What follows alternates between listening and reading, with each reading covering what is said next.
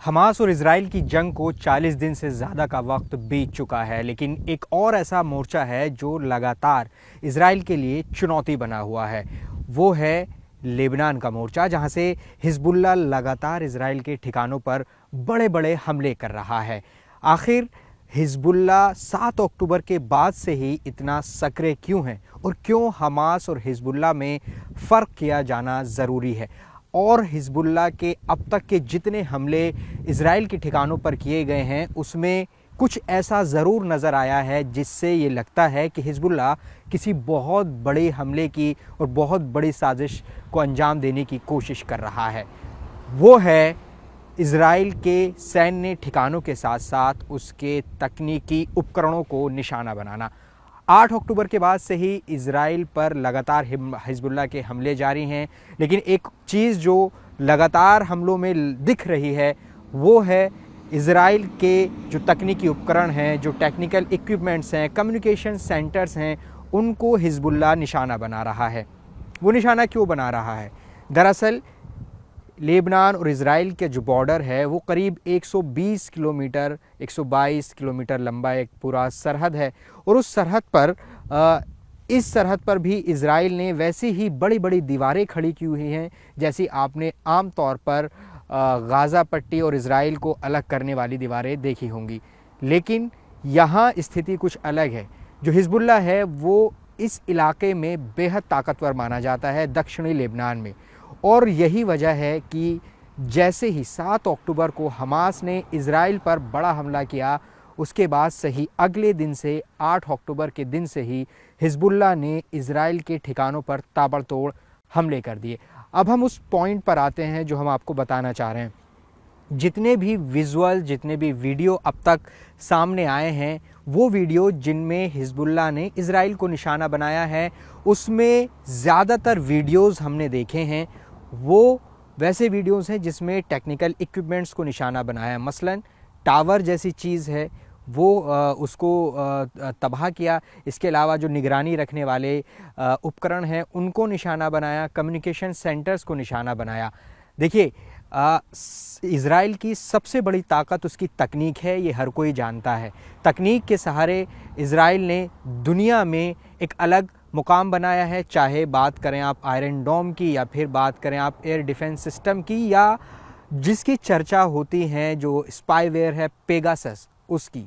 तो ऐसे में तकनीक के मामले में इजराइल बहुत ताकतवर मुल्क माना जाता है, और यही वजह है कि उसने अपनी सरहदों को बेहद सिक्योर रखने के लिए अपनी तकनीक को अगले स्तर पर ले जाया है। और अब जब ऐसे में युद्ध चल रहा है तो बहुत ज़रूरी है कि उसकी सबसे बड़ी ताकत को चोट पहुंचाया जाए, और यही हिजबुल्लाह कर रहा है कि सरहद के साथ जितने भी इजराइल के टेक्निकल इक्विपमेंट्स हैं, कम्युनिकेशन सेंटर हैं, उनको इजराइल निशाना बना रहा है।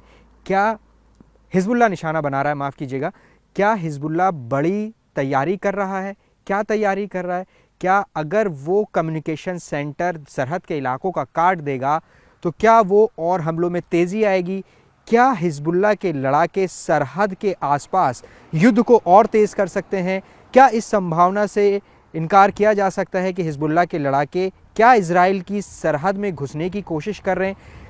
हम इसकी पुष्टि नहीं कर रहे, लेकिन जो सीक्वेंस चल रहा है, जो वॉर की चीज़ें चल रही हैं, जो ग्राउंड पर दिख रहा है, उससे ऐसा अंदाज़ा लगाया जा सकता है। हिजबुल्लाह के बारे में क्या कहा जाता है, वो ताकतवर क्यों है?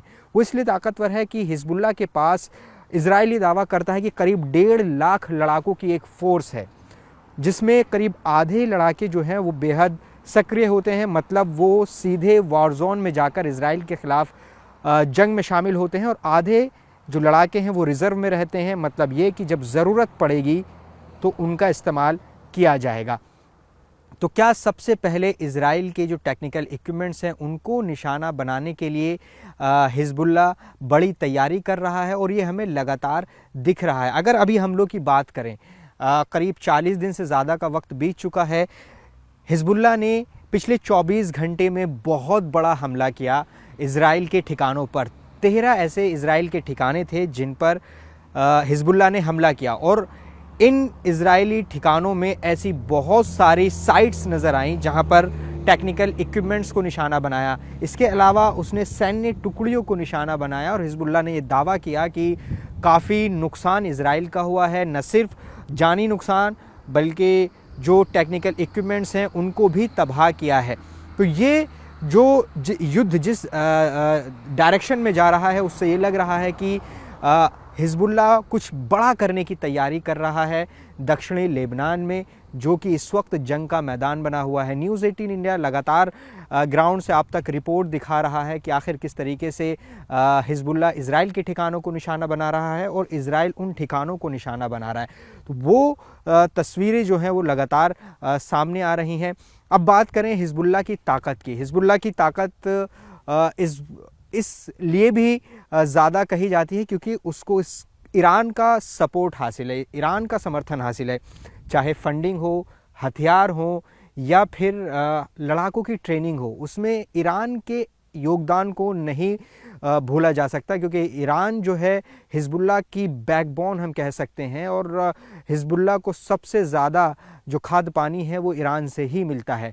और हिजबुल्लाह के पास जिन हथियारों का जिक्र किया जाता है वो बेहद आधुनिक हथियार हैं, एयर डिफेंस सिस्टम हैं, लॉन्ग रेंज मिसाइलें हैं, तमाम तरह के जो भी जंग में इस्तेमाल होने वाले हथियार हैं वो हिजबुल्लाह के पास हैं। तो ये जो सरहद है 120 किलोमीटर लंबी, यहाँ पर लगातार हिजबुल्लाह इजराइल के कम्युनिकेशन सेंटर को निशाना बना रहा है ताकि उसका जो कम्युनिकेशन है वो तोड़ सके और फिर हमलों में तेज़ी कर सके। और क्या इजराइल की सीमा में दाखिल होकर भी हिजबुल्लाह हमला कर सकता है, ये हम इसलिए कह रहे हैं क्योंकि अब जो जंग छिड़ रही है इससे पहले एक बड़ी जंग साल 2006 में छिड़ी थी जब हिजबुल्लाह ने इजराइल के 2 सैनिकों को अगवा कर लिया था इजराइल की सीमा में जाकर। आप समझिए, इजराइल के ख़िलाफ़ हिजबुल्लाह ये हिमाकत पहले भी कर चुका है कि उसकी सरहद के भीतर जाकर उसके सैनिकों को उठाकर अपनी सरहद में लाया। और ये जंग 2006 में 34 दिन तक चली थी जिसमें बड़ा नुकसान दोनों तरफ से हुआ था। और इस जंग जब भी हिजबुल्लाह और इजराइल का इतिहास की बात होती है तो साल 2006 को ज़रूर याद किया जाता है क्योंकि भीषण जंग इन दोनों के बीच में हुई थी। तो क्या उसी की तैयारी, उसी को रिपीट करने की तैयारी हिजबुल्लाह कर रहा है?